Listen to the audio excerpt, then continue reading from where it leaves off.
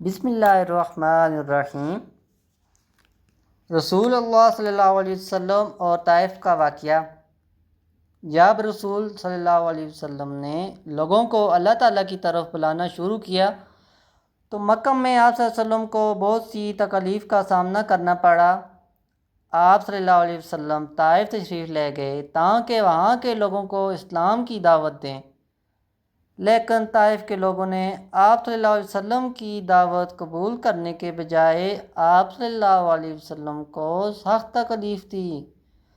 انہوں نے اپنے بچوں اور غلاموں کو آپ صلی اللہ علیہ وسلم کے پیچھے لگا دیا، جنہوں نے پتھر مارے۔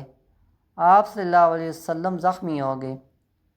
اسی مشکل وقت میں بھی رسول اللہ صلی اللہ علیہ وسلم نے دعا کے بجائے اللہ تعالیٰ سے رحمت اور ہدایت کی امید رکھی۔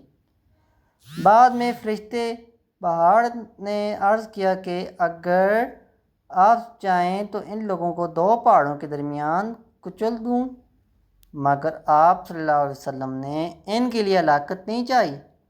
آپ صلی اللہ علیہ وسلم نے امید ظاہر کی کہ شاید ان کی نسلوں میں سے ایسے لوگ پیدا ہوں جو اللہ کی عبادت کریں۔ سبق: رسول اللہ صلی اللہ علیہ وسلم نے ہمیں سکھایا کہ تکلیف اور ظلم کے باوجود صبر، رحم اور امید نہیں چھوڑنی چاہیے۔ سبحان اللہ، جزاک اللہ۔